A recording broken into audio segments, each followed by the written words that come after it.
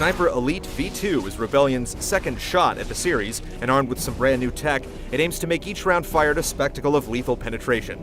Can it encapsulate the thrill of dealing death through a scope, or does it just miss the mark?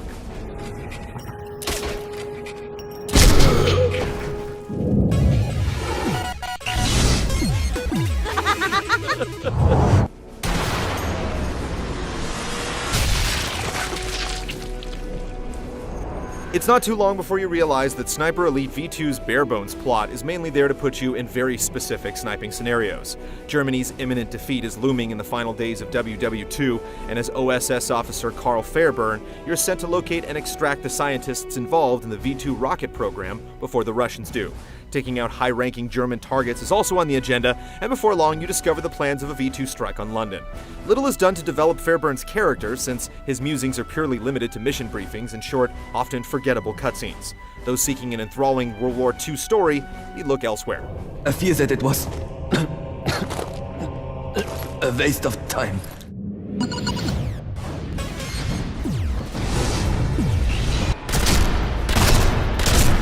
Your deployment to Berlin spans the game's 10 stages, each with its own objective that dictates distinct sniping situations. One moment you're planting bombs on a bridge, which you'll take out later with a well-placed shot. Another has you infiltrating a V2 rocket facility. Being that you're a sniper, you'll naturally want to search for the best vantage point before engaging any group of enemies. The environments aren't suited to the task though, since they rarely allow you to deviate from a straightforward path.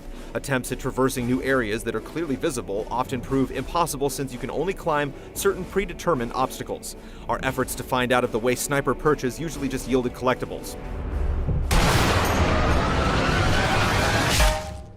Waypoints funnel you linearly through the environment, either to the next specific vantage point or to the single entryway to the next combat area. The perches the game provides serve well enough, granted you place traps at vulnerable entry points before taking the first shot, which inevitably alerts all enemies within the area. There are stages where you're also able to make use of ambient sound in order to mask your shots. When everything works in your favor and you're able to take out an entire group of enemies while retaining cover, the game really feels like it's working. But things take a turn for the worse when you're doing anything other than sniping. The closed quarters stealth segments that require the use of a completely different set of weapons are a real drag, and unfortunately they come along much more frequently than you'd like. The game is also littered with cheap ambushes, many of which are located at waypoints that were originally completely clear of enemies. In these instances, it feels like the only way to survive is with the foreknowledge from an earlier failed attempt. When you factor in the dysfunctional checkpoint system, this kind of trial and error becomes unbearable. On the bright side, the online co-op, which allows you to play through the campaign with a friend, remedies many of our complaints. Particularly, the ability to revive your fallen partner helps to alleviate much of the tedious trial and error that plagues the game's worst moments. The cost, though, is the X-ray kill cams. They're disabled in the co-op play.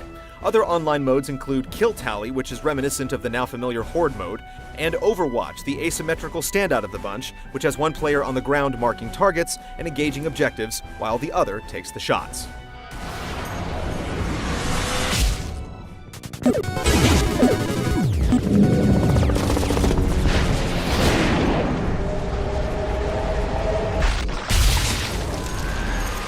Sniper Elite V2 provides you a host of abilities to help make your deadly work more intuitive.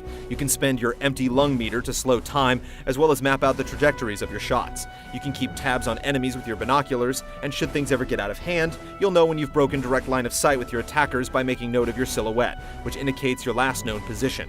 The game's most touted feature is also the most impressive, the X-ray kill cam, which follows your shots in slow motion as they penetrate your unlucky foes, sparing no gory details.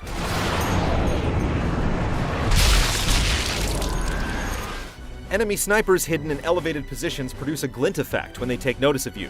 The idea is to give you a chance to spot them before they take a shot, but oftentimes these enemies are so out of place that the only way to discover their positions is to recklessly bait them.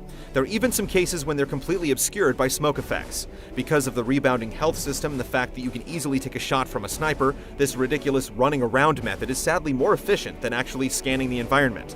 Enemies also possess a seemingly supernatural level of environmental awareness, but perhaps this is only fair, since it appears Fairburn is also touched with this power. But it's the previously mentioned close-quarter stealth segments that really mar the experience. While the melee stealth kills are easy to perform, sneaking missions inevitably turn into unintentional shootouts that play terribly due to how poorly you're equipped. Silenced pistols and submachine guns are only effective at near point-blank range. Yet even then, they're not very accurate, frequently turning what should be one-sided encounters into complete fiascos. It's so bad you'll often feel better off equipping your sniper rifle for these sections. Overall, these poorly constructed segments add little to the experience and will leave you wondering why a game like Sniper V2 is so quick to neglect its core competency.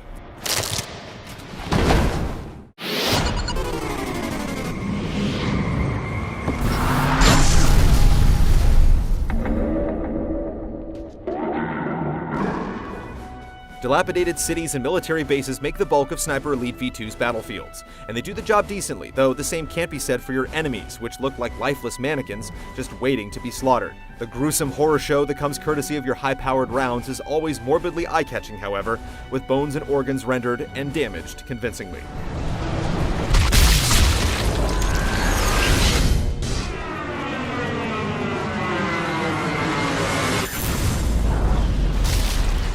There are some great ideas in Sniper Elite V2, they're just buried under a few too many bad ones. Asking you to stomach the poor game that exists between the solid sniping sequences is frankly a tall order.